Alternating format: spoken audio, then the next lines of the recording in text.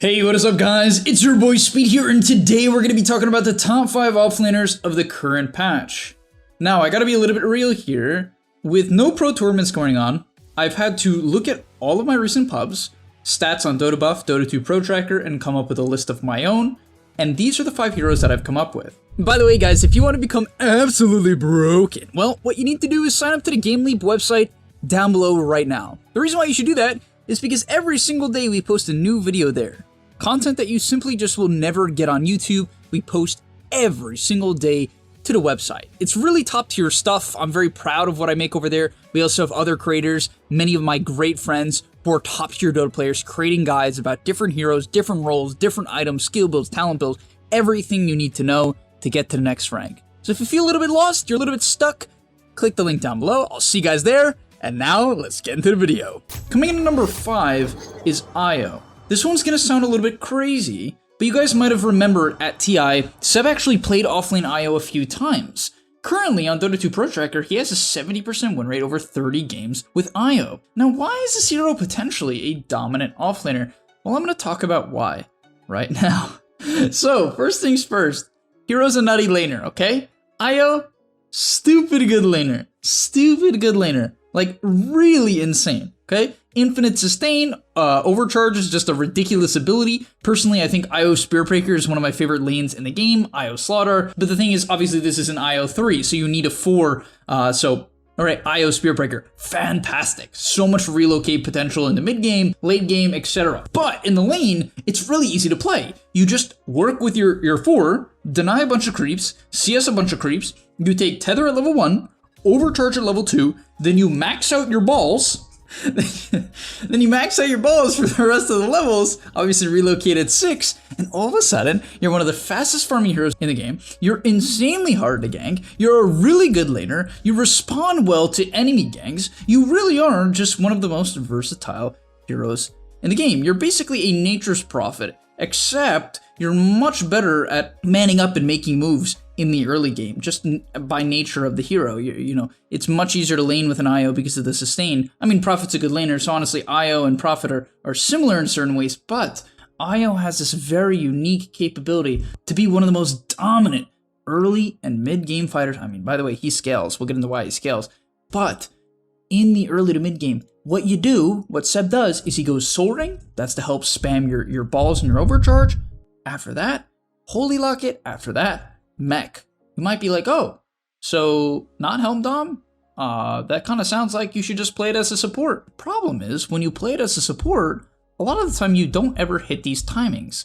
And you might not be an IO player, but if you don't hit your item timings on IO, the hero can feel quite awful. It just feels really bad before it gets an item or two. Literally just an item. Like Io without Mech compared to Io with Mech, wildly different hero. Not even close. Io with Holy Locket, Io with no Holy Locket. Like, it's ridiculous, right? Marcy without Armlet and with Armlet, it's like, yeah, you could still probably play the game. Io with and without, Mech is like wildly different. It's not even close. And so you hit these timings significantly earlier with offlane Io. Now, let's get into the talents. So here's why the hero is even more ridiculous. At level 10, it has a 30 damage talent or 4 HP regen. I generally recommend the damage. It just is insane for farming and obviously doing damage with overcharge. At level 15, you take Spirit's max range. It lets you scout out people just in general. The range is so huge that you can always see if people are roshing, if they're on the high ground, etc, etc. At level 20, you get Spirit's hero damage. At level 25, you generally take attacked tethered ally target. And if the game goes that long, and by the way, Io has no problem getting levels considering he farms really quickly and consistently shows up to fights, meaning he's going to have high kills and assists, you'll get to level 25, you can buy an MKB, a Satanic, something along those lines, and basically you just attack whoever you're allied you're tethered to attacks. And it's a stupid amount of damage considering you can auto attack at the same time and you buff their attack speed, which means you're inherently buffing your own attacks as well. So I really do believe that this hero needs to be looked at as an offlaner even more than as a support. So I harped on it for a lot in this video, even as just the number 5, but I really want to put this one on the table. I highly recommend you guys check out Seb's gameplay. I'll probably honestly make tomorrow's video, or maybe the following video, literally a replay analysis of that. And yeah. Alright, coming in at number 4, we have Marcy. So yeah, this one hasn't gone away. This hero is sub 50% win rate, which is kind of funny to me on Dota buff, because I think this hero is definitely better than that, but I'll talk about why I think it's an offlaner.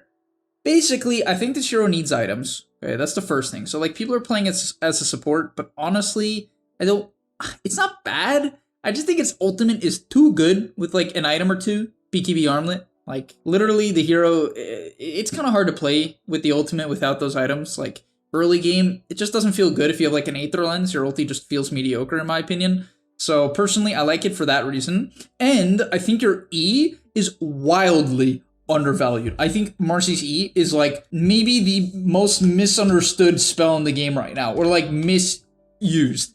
Because like, let's say you're playing with a Tusk, okay? You're playing with Tusk. You know for a fact, if Tusk walks up to someone, you should walk up too and hit him when they tag team, alright? It's pretty obvious. The thing is with Marcy, people don't know what to do when they get sidekicked. Half the time they don't even realize that you cast sidekick on them. And most Marcys don't even think about sidekick in the early game. I honestly think this is your best spell. When you hit level 3, what I personally prefer is 1 point dispose, 2 point sidekick. You give 35 damage to you and your partner for 6 seconds, which is basically tag team, with 40% lifesteal, which is like, obviously it's not a satanic, but it's a ridiculous amount of heal, on a 28-second cooldown for 40 mana, which is actually nothing. And you combine this with any sort of hero with decent attack speed, and you just chunk people down, because the reality is you throw them behind you, and you're gonna get like 4 or 5 auto attacks off minimum, right? You throw some TB, you're gonna hit them that many times. Like, there's no way around it. Like, it's not like you can dodge dispose for the entire lane. You're gonna get tossed. And then, personally, what I recommend is you pair this with a Mirana or an Io, something along those lines. Lena's probably okay too. Any sort of position forward that has built-in attack speed buffs, you're gonna do well with. Like, it's just so much damage. I don't think people realize how much damage 35 is in the early game at level 3. Like, think about that. 35? I mean, it's a 28-second cooldown, but frankly, it's 40 mana. You just basically use it off cooldown, and it doesn't cost anything, and it heals you. It's like, I think it's just being underused. I think the hero's win rate will go up as people max this spell and play around it personally. And yeah, buy Armlet, buy BKB, and you'll do well. Okay, next up at number 3. I hate to talk about it, but like, I'm just gonna put these two heroes together, Beast and Lycan. I don't think they've gone away. I think Vlad's is in a good spot. I think Helmdom's in a good spot. I think these heroes are in a fine spot. Just buy the item. Buy these items. And yeah, if the enemy team doesn't have a good way to deal with units, you can solo carry the game. If they do, it's fine. You still provide vision. You're still a nuisance. You still have to be... Basically, these heroes always force a lot of attention. Like, if you ignore them in teamfights, they kill you. It's not one of those offlaners where it's like, oh, you had a bad lane. It's like Axe, you know? Now they don't do anything. Usually these heroes, you know, they get a Helmdom, they're going to solo kill some support. Like, there's no way around it. They're going to die. And so they force a lot of attention. They're the vision heroes. That just helps them be good. Now, their win rates in pubs are not that high, so be careful, okay? It does require a little bit of micro, it does require a lot of practice. You gotta know how to use the units, you gotta know how to, you know, flash farm, which a lot of offlaners don't do for some reason. Same thing with Io and Marcy, gotta farm. So keep that in mind. I just think these are top heroes. Doesn't mean they're gonna necessarily have the highest pub win rate in low to MMR games, but on the note of heroes with really good win rates in low to average MMR pubs, I'm adding Underlord and Necro to this. Even though I don't think they're the best pro heroes, I think they're incredibly good pub heroes. And it's really simple. You buy sustain items, you push out the waves, you can't really gank, so you end up farming a lot more than other heroes, which is really good for pubs. I think more people just need to do this, and Necro and Underlord players tend to do it more because you, as I said, can't really gank. You're just slow. And so you farm up a bunch of aura items, some tank items, a mech, a pipe, a hood, boots, mana boots, and you walk around and you chuck some nukes. And then the enemy team's like, oh, Underlord Necro, get 'em, boys. And then you end up living for like 15 seconds. And by the time they kill you, 3 out of 5 of their teammates are already dead because you got your Q off, and your Scythe off, and your Pit of Malice off. So these are just naturally good pub heroes.